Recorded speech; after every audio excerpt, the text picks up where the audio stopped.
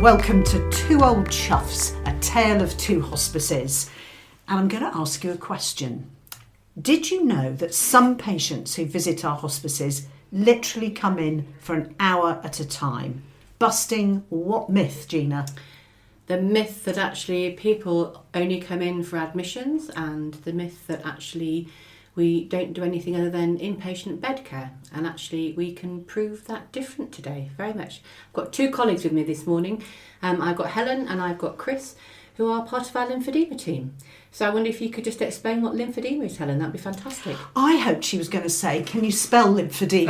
Yes, no, I still have to write it down. So lymphedema is an impairment to your lymphatics pathways. We tend to deal with patients who've had cancer-related lymphedema, so they come to us for multiple different treatments, massage, compression hosiery, bandaging, kinesiotape. There's lots of different treatments that we can offer for our patients that come to us. And you've looked after some of your patients for quite a long time, I think. Yeah, sometimes we can have them for multiple years, depending on really what their needs are. We always kind of tailor it down to each of our patients' needs. Sometimes they'll just come to us for a handful of times. We teach them and they're quite able to move on. Other patients we have to see a little bit longer. Yeah. It depends what the patient's needs are. And Chris, you're doing the same thing more or less down at St Julia's, is that right? Yeah, exactly that. Yeah, we generally... we base a lot of our treatments normally around sort of 2 years patients will be coming in to see us for, but it can be longer if it's needed. Can I ask, I hope this doesn't sound like an unpleasant question, but what does lymphedema look like? Is it a swelling or...? So essentially everyone's got a lymph system and it's working all the time and we don't know it's working. When we know that it's not working, we often see an edema or a collection of fluid, and that can be any area of the body. You don't always see the lymphedema. You can sometimes feel it and it can present in, for example, if it was your arm, sometimes your arm could feel a bit heavy or it could ache. You could have some problems with how you're using it. But often you can actually see the swelling and that's what we call an edema. And is it painful? It's not painful as such, but it can be very uncomfortable. It can ache. A lot of patients describe it like a toothache. Okay. And so how can you help support people through that then? Because that must be quite difficult for people to live with or realise that they're living with. Because I hadn't heard of lymphedema until I kind of came into the nursing world. So I would imagine that it's probably quite a hidden symptom. It is, yeah, very much so. I think a lot of the difficulty that our patients face is that, so we will see lymphedema because you've had cancer or the treatment of cancer has caused the lymphedema. And often people have gone through their cancer journey and come out the other side, and then unfortunately they have this lymphedema that they have to cope with. So it can be very difficult. What we do is when patients first come in to see us, we will assess them and find out if they have it, where it might be, and then we can give them lots of things to do that hopefully can reduce those symptoms. Okay. Unfortunately, the most difficult thing I think to live with is that once you have lymphedema, it doesn't really go away. The cause of the lymphedema. I was going to ask you that. Is it something that you're going to have to break into someone that now we know you've got it? Absolutely. You've got to manage it. It's a lifelong condition. There are elements where it kind of not disappears, but it's well managed, so people forget that they've got it.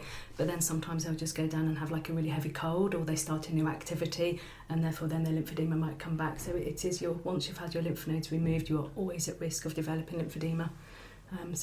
That's quite hard for some patients to get their head around. So we do a lot of that support, psychological support for our patients.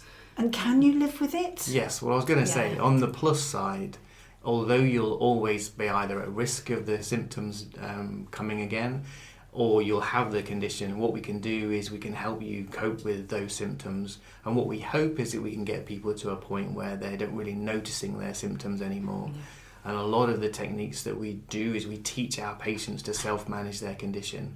So hopefully they can do it completely independently of anybody, and that's either with activity, with massage, with wearing compression garments, or with managing your skin.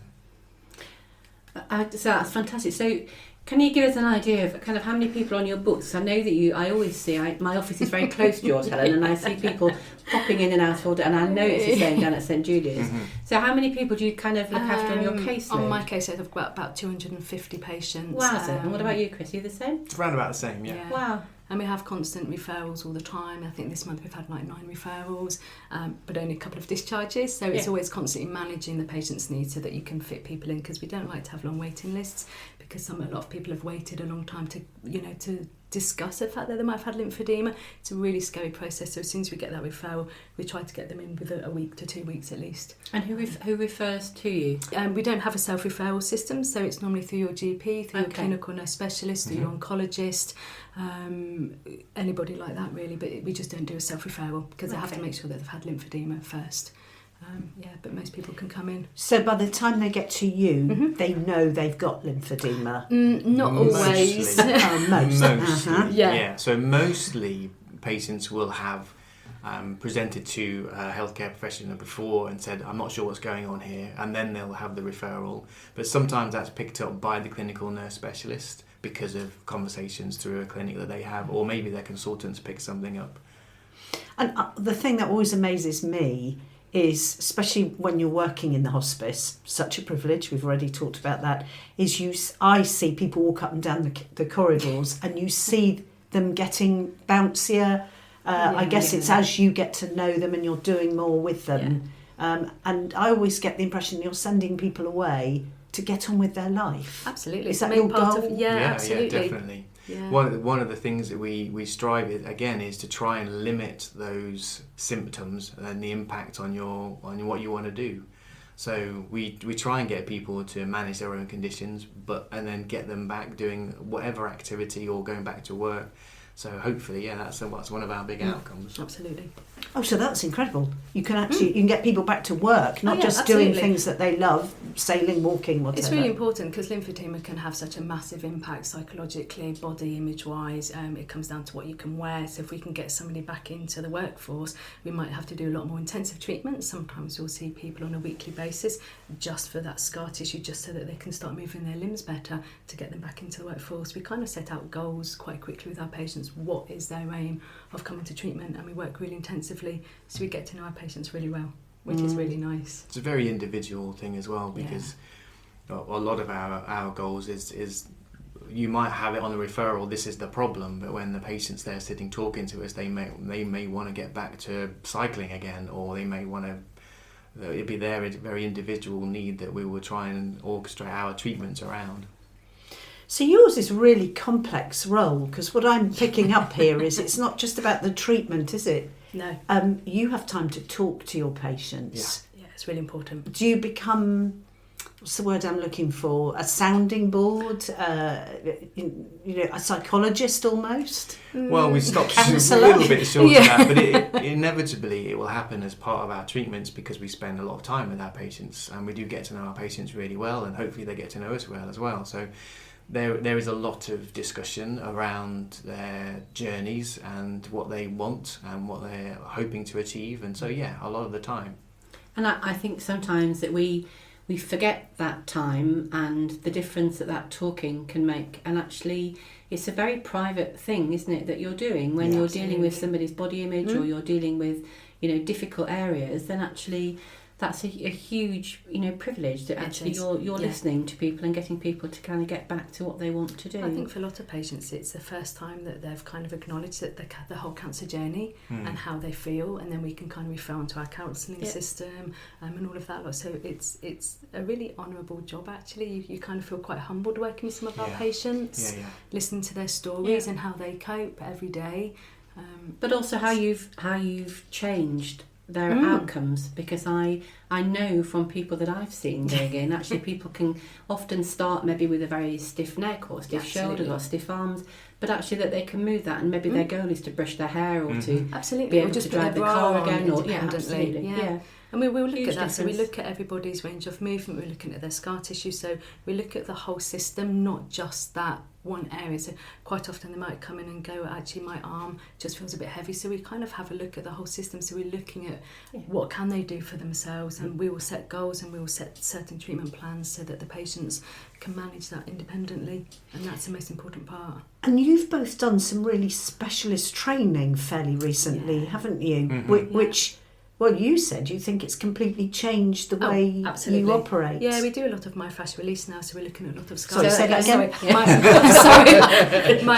Myofascial release. So we're looking at scar tissue. So beforehand we just used to look at the edema and working out where we could move that extra amount of fluid, whereas now with this extra training we are looking at where the scar tissue is. So as somebody's moving their limbs, we're looking where there's maybe a blockage, maybe where that scar tissue's adhered, so we're looking at moving some of those adhesions so that we can get full range, hopefully much greater range of movement. So yes, we've done some specialist training, which the Hospice were really good, and they've done it's it. really cutting edge stuff, isn't it's it? really interesting. I'm not using technical terms now, but you know, sometimes I think people sit in Cornwall and think, you know, what is going on in Cornwall? You know, and you two, I'm sure you'll blush now, but you have really extraordinary skills thanks to those courses and things. And the privilege for the people of Cornwall is that you're offering that here for free.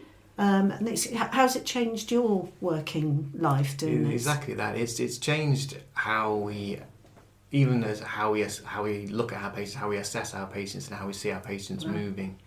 The relationship between people's normal movement and their movement of their lymph system is so well connected that if we can improve the movement, then we often improve the lymph flow as well.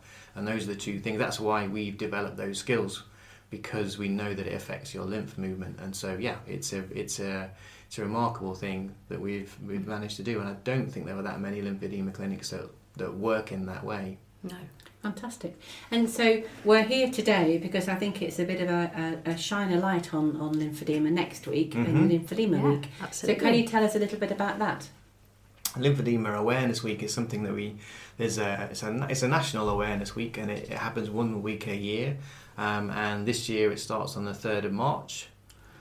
And what we just like to do is just to try and get as many people to increase their awareness of both your lymphatic system, because we all have one, but also when that goes wrong, lymphedema, what we can actually do about it. What can we do then to look after our lymph system? Just normally, as ordinary human beings. I'm sitting suddenly shaking around. Can I love it? Look after it? You can love it. What can I do? Love your lymph. Love your lymph. That's great, isn't it? Love your lymph. I think that's our new T-shirt. Yeah. Basically, it's just looking after yourself. So it's making sure you exercise. It's making sure you look after your skin. It's making sure that you look after your diet. These are things that you can do just to keep promoting a healthy lymph drainage anyway. That's really interesting, because before we started our podcast today, we were talking about, you know, soaking porridge oats in milk and using chai seeds. This is all things I'm learning rapidly at the moment, a healthy diet. Mm-hmm. And talking of health, how do you look after yourselves? Because I think it's wonderful that you have these relationships with your patients, some of whom I know become almost friends in a way. You get to know them really well. Yeah, they share all sorts of information. We've heard their life stories. But how do you not take that all home? We have a really good team, and we have a really good manager. Don't whisper. Pay later. Pay me later. But it's really important that we've got that support network. And as an organisation, what I feel is that the hospice really looks after us and it respects us as clinicians, gives us time to do our job, which is the important bit, but also is very supportive as well.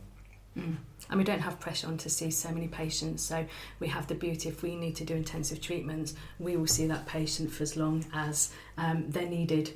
So that's really, really important, and that kind of helps us psychologically. And we have clinical supervision. Our manager's door is open, so if we're having a struggling day, we can just go on and offload, and we have each other that we can ring each other up and just kind of go, how am I going to deal with this patient? It's really important. I only ask because I think I sometimes see people walk out of that. It's easy for me. I'm in the PR and communications world. I'm not at the front line. I'm not dealing with patients. But it's how you make that break. You walk out to your car.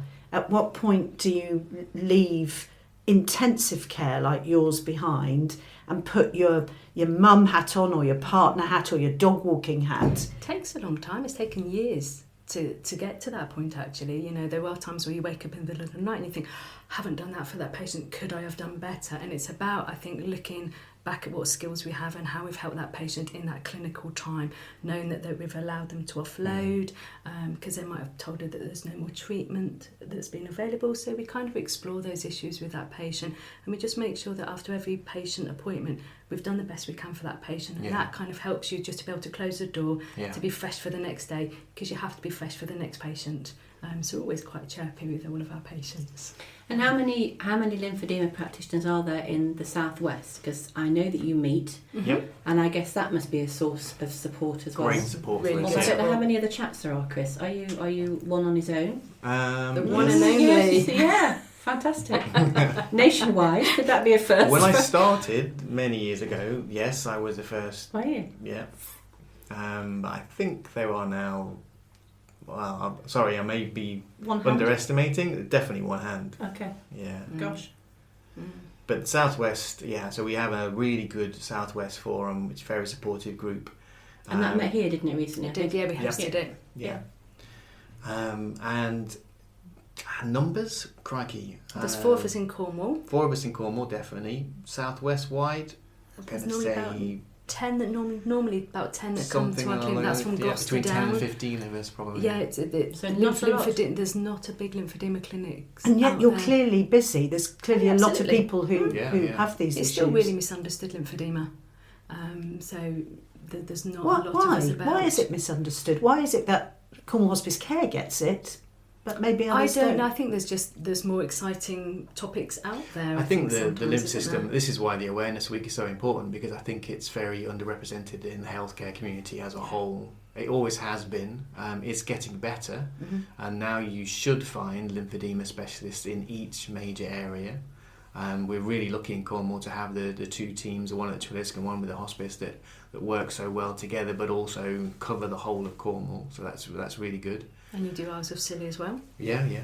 And if I had lymphedema, I'd be thinking this is the most important thing. It course. should be treated seriously. Yeah, and I'm sure absolutely. your patients tell you that. Yeah, absolutely. Always. That's extraordinary, isn't it? So for me, one of the things I use the lymphedema story for is to bust the myth that if you walk into a hospice, you never come out. Because I love the corridor down to both your rooms, because there's a steady flow of people who are Always, coming in and throughout the out day. and in and out, and they're going on and living their lives. Yes, And I full think lives the as more well. people who can understand that, the better. What myths would you like to bust in Lymphedema Week?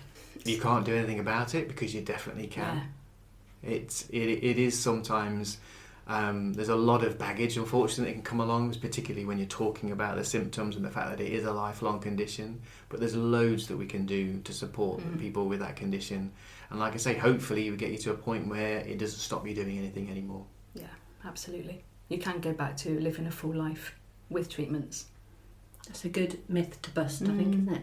That's a great place to end as well, and I really hope that people understand that. And if people wanted to find out more about lymphedema, where's a good place for them to start? There's a lot of information on the Hospice website as well, and that takes you through to our links as well, and the referral pathways as well for other professionals. And we have our referral pathway on there as well, so any professional can refer directly to us.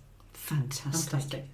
www.cornwallhospicecare.co.uk, and then look for lymphedema in the care section. That's That's it. brilliant. That's And where we'll we be are. there. So happy Lymphedema Week. Do you say you that? We can do, yes. Love your lymph.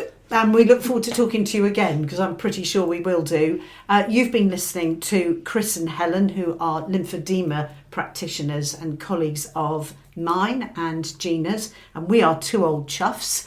A tale of 2 hospices. And if you'd like to tell us how we're doing, share some thoughts, ask questions, we have an email, communications@cornwallhospice.co.uk. We'd love to hear from you.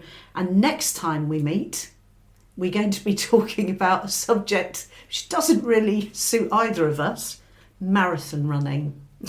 No. Don't laugh, you two. I wasn't laughing at the fact that you were doing that.